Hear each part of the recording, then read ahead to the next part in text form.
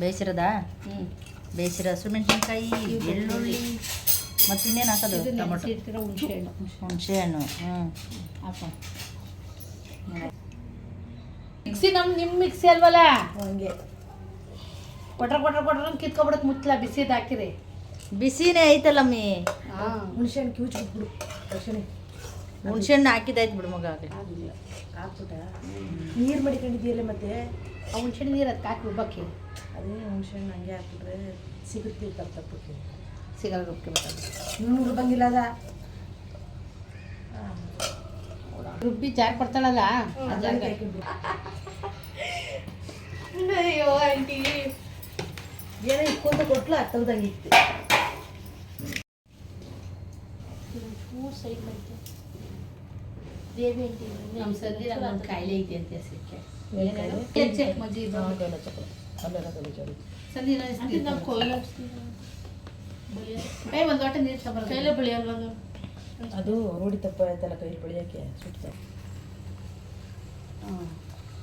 ಈ ಥರ ನೀರು ಹೆಚ್ಕೊಂಡು ಹಿಂಗೆ ಬಟ್ಟೆ ಸಾವಿರದು.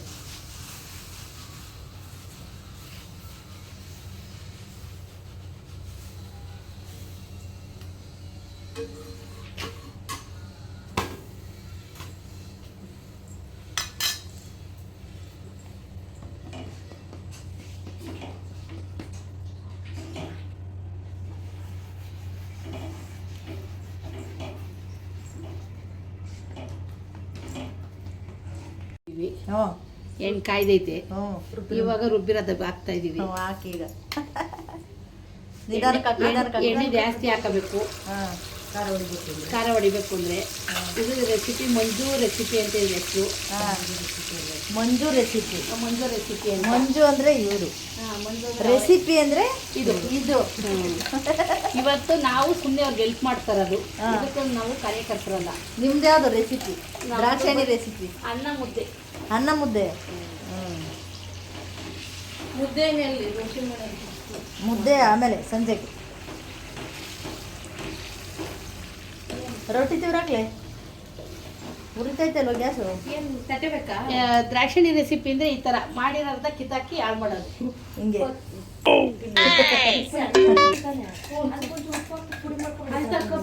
ಬೇಡ ತಾಂಬೆ ಕಾರ್ಬೋದು.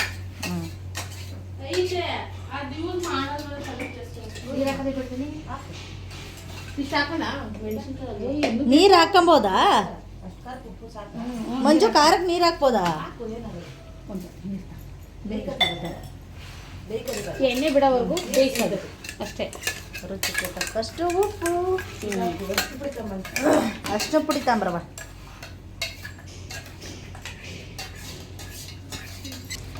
ಈಗ ಅರಿಶಿನ ಪುಡಿ ಹಾಕ್ತಾಳೆ ನನ್ನ ಮಗಳು. ಇದೇನೋ ಒಂದು ಪ್ಯಾಕೆಟ್ ಆಗೋಯ್ತು.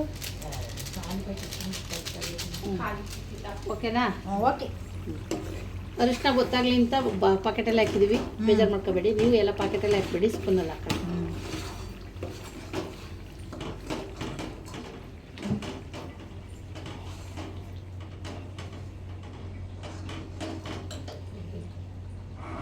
ನೆಂಚೂರು ಅದು ಕುದಿಬೇಕಾ? ನೀರು ಕೊಡೋದಕ್ಕೆ. ಮಂಜು ರೆಸಿಪಿಗೆ ಕಾಯಿ ಹಾಕ್ತಾ ಇದೀವಿ. ಫೈನಲ್ ಟಚಪ್ ಕಾಯಿ. ಎಲ್ಲ ಫೈನಲ್ ಟಚಪ್. ಕೊತ್ತಂಬರಿ ಖಾರ ಕುದ್ದಾದ್ಮೇಲೆ, ಖಾರ ಚೆನ್ನಾಗಿ ಕುದ್ದಾದ್ಮೇಲೆ ಎಣ್ಣೆ ಬಿಟ್ಕೊಂಡ್ಮೇಲೆ ತೆಂಗಿನಕಾಯಿ ಹಾಕೋದು.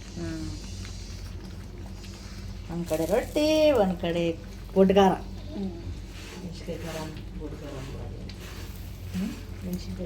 ಮೆಣಸಿನ್ಕಾಯಿ ಖಾರ ತಿರುಗತ್ಲೆ. ನೀನು ಅಲ್ಲಿನೂ ಇದೆಯಾ? ನಾನೆಲ್ಲ ಹೋಗ್ಲಿ, ಇಲ್ಲೇ ಇದ್ದೀನಿ. ಆಯಿತು.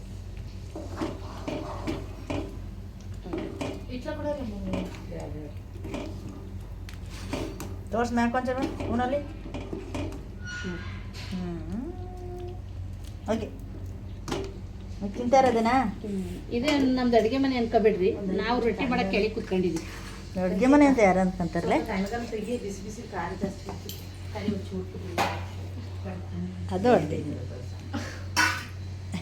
ಅದು ಅಡುಗೆ ಮನೆ. ಇಲ್ಲಿ ಯಾರಲ್ಲಿ ಇಕ್ಕೊಂಡವ್ರಿ. ಅವ್ರಿಗೆ ಖಾರ ತಿಂದು ನೋಡಿ ಟೇಸ್ಟ್ ಹೆಂಗೈತೆ ಅಂತ.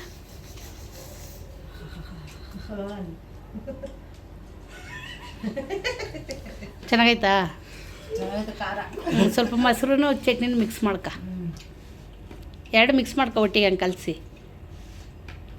ತಿನ್ಬೋದು ಕಣೆ ಇಲ್ಲಿ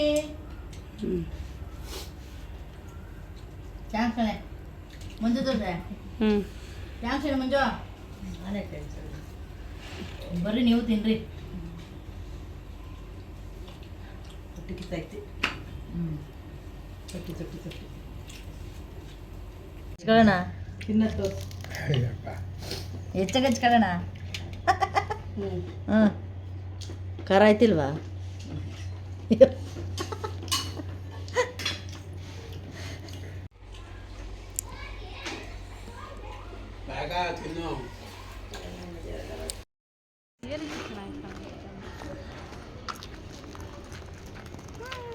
ಎಲ್ಲೋತಾ ಇದ್ವಿ? ರಾಘವೇಂದ್ರ ಸ್ವಾಮಿ ದೇವಸ್ಥಾನ ರಾಯರ ಮಠ. ಅವ್ರಿನ್ನ ಬರಲಿಲ್ವಲ್ಲೇ ಚಿನ್ನು?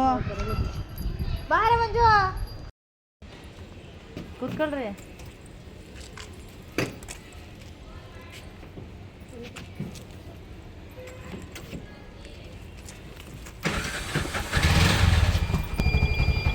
ಮೀಟ್ರ್ ಯಾಕೆ ಹಾಕಿದ್ವಿ?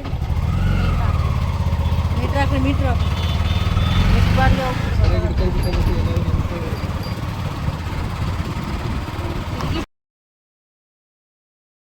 Hi friends, welcome to my channel. ನಾನು ನಿಮ್ಮ ದೇವಿಕಾ ಸ್ವಾಮಿ. ನೋಡಿ ಫ್ರೆಂಡ್ಸ್, ಇವಾಗ ನಾನು ಅಕ್ಕಿ ರೊಟ್ಟಿ ಮೆಣಸಿನ್ಕಾಯಿ ಖಾರ ತಿಂದ್ಬಿಟ್ಟು ಬಂದಿರೋದು.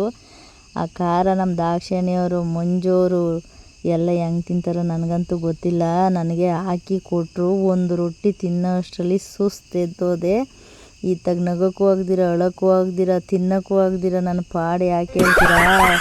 ಸ್ಟಾರ್ಟಿಂಗಲ್ಲಿ ಏನೋ ಒಂದು 2 ಸರಿ ತಿನ್ಕೊಂಬಿಟ್ಟೆ. ಆಮೇಲೆ ಖಾರ ನೆತ್ತಿಗೆ ಏರ್ಬಿಡ್ತು, ತಡ್ಕೊಳಕ್ಕಾಗಲಿಲ್ಲ. ಒಂದೇ ಒಂದು ರೊಟ್ಟಿ ಸಾಸ್ ಮಾಡಿ ತಿಂದೆ ಫ್ರೆಂಡ್ಸ್. ಹಂಗೂ ಒಂದೇನೇ ತಿನ್ನೋದು ಅಂತೆಲ್ಲ ಇದು ಮಾಡ್ತಾಯಿದ್ರು. ನನ್ನ ಕೈಲಿ ಆಗಲ್ಲ ಅಂತ ಎದ್ಬಿಟ್ಟೆ. ಮೊಸರು ಇರೋದಕ್ಕೆ ಒಂದು ರೊಟ್ಟಿ ಫುಲ್ಲು ತಿಂದೆ. ಆದರೆ ರೊಟ್ಟಿ ಚೆನ್ನಾಗಿತ್ತು, ಮೆಣಸಿನ್ಕಾಯಿ ಖಾರನೂ ಚೆನ್ನಾಗಿತ್ತು ಫ್ರೆಂಡ್ಸ್. ಯಾಕಂದರೆ ಅದು ನಾನು ತಿಂದು ಅಭ್ಯಾಸ ಇಲ್ವಲ್ಲ, ಅದಕ್ಕೋಸ್ಕರ ಅವರು ಅವಾಗವಾಗ ಮಾಡ್ಕೊಂಡು ತಿಂತಾರೆ. ಅಕ್ಕಿ ರೊಟ್ಟಿದು ಇವಾಗ ಬಿಟ್ಟಾಕಿ ಫ್ರೆಂಡ್ಸ್. ಇವಾಗ ನಾವು ಎಲ್ಲಿಗೆ ಬಂದಿದ್ದೀವಿ ಅಂತಂದರೆ ರಾಯರ ದೇವಸ್ಥಾನಕ್ಕೆ ಬಂದಿದ್ದೀವಿ. ಕಾಮಧೇನು ಕ್ಷೇತ್ರ ಅಂತ, ಗಂಗೋಡ್ನಳ್ಳಿ ಲಕ್ಷ್ಮೀಪುರ ಮಿನಿ ಮಂತ್ರಾಲಯ ಅಂತಲೇ ಇದು ಫೇಮಸ್ ಆಗಿರೋ ಅಂಥ ದೇವಸ್ಥಾನ. ಮಂತ್ರಾಲಯಕ್ಕೆ ಹೋಗಿ ಬಂದಂಥ ಸಂತೋಷವೇ ನಮಗಾಯಿತು. ಯಾಕಂತಂದರೆ ಸುಮಾರು ವರ್ಷಗಳ ನಂತರ ನಾವು ಜೊತೆಯಾಗಿ ಹೋಗಿರೋ ಅಂಥ ಫ್ರೆಂಡ್ಸು. ಅದಕ್ಕೋಸ್ಕರ ತುಂಬ ಖುಷಿಯಿಂದ ಹೋಗಿ ಪೂಜೆ ಮಾಡಿಸ್ಕೊಂಡು ನಾವು ಬಂದ್ವಿ. ನಮ್ಮ ಫ್ರೆಂಡ್ಶಿಪ್ ಬಗ್ಗೆ ಹೇಳಬೇಕು ಅಂತಂದರೆ, ನನ್ನ ಮದುವೆ ಆಗೋದಕ್ಕಿಂತ ಮುಂಚೆ ಫ್ರೆಂಡ್ಸ್ ಆಗಿದ್ದಿದ್ದು ಇವರು. ಇನ್ನೂ ಸುಮಾರು ಜನ ಇದ್ದಾರೆ, ಆದರೆ ಅವ್ರನ್ನೆಲ್ಲ ಭೇಟಿಯಾಗೋಕ್ಕಾಗಿಲ್ಲ. ಇವಾಗ ಇವರಿಬ್ಬರನ್ನ ಭೇಟಿಯಾಗೋ ಅಂಥ ಸಮಯ ನಮಗೆ ಈ ಸಲ ಸಿಕ್ಕಿದೆ. ಇದು ನೋಡಿ ರಾಯರ ದೇವಸ್ಥಾನ. ನೋಡಿ, ನಾನು ಅದು ಫೋಟೋ ತೆಗಿಬೇಡ್ರಿ ಅಂತ ಹೇಳ್ತಾರೆ ಫ್ರೆಂಡ್ಸ್. ಕದ್ದು ಈ ಫೋಟೋದ ವಿಡಿಯೋ ಎಲ್ಲ ಮಾಡ್ಕೊಂಡಿರೋದು ನಾವು. ಆಮೇಲೆ ಲಾಸ್ಟಲ್ಲಿ ಏನು ಪೋಸ್ ಕೊಟ್ಕೊಂಡು ಸ್ಟೈಲಾಗಿ ಹೋಗಿ ವಿಡಿಯೋ ಮಾಡ್ತಿದ್ದೆ. ಆ ಕಡೆಯಿಂದ ಸೆಕ್ಯೂರಿಟಿ ಬಂದ್ಬಿಟ್ಟು ಕೈನ ಆಫ್ ಮಾಡಿ, ಕ್ಯಾಮ್ರಾ ಆಫ್ ಮಾಡಿ ಅಂತ ಅನ್ನೋರು. ಆಮೇಲೆ ನಾನು ದಡ ದಡ ದಡ ಅಂತ ಆಚೆಗೆ ಹೊರಟೋದೆ. ಹಂಗೆ ಫ್ರೆಂಡ್ಸ್, ಕೆಲವೊಂದು ದೇವಸ್ಥಾನದಲ್ಲಿ ಬಿಡೋದಿಲ್ಲ ವಿಡಿಯೋ ಮಾಡೋದಕ್ಕೆ. ನಮಗೆ ಇಷ್ಟ ಇರುತ್ತೆ ವಿಡಿಯೋ ಮಾಡೋದಕ್ಕೆ, ಕೆಲವರು ಬಿಡಲ್ವಲ್ಲ, ಅವಾಗ ಬೇಜಾರಾಗ್ತಾ ಇರುತ್ತೆ. ಹಂಗೆ ಗ್ಯಾಪಲ್ಲಿ ಒಂದೊಂದು ವಿಡಿಯೋನ ಅವ್ರಿಗೆ ಕಾಣ್ದಂಗೆ ನಾವು ಮಾಡ್ಕೊಂಬಂದಿರೋ ಅಂಥದ್ದು.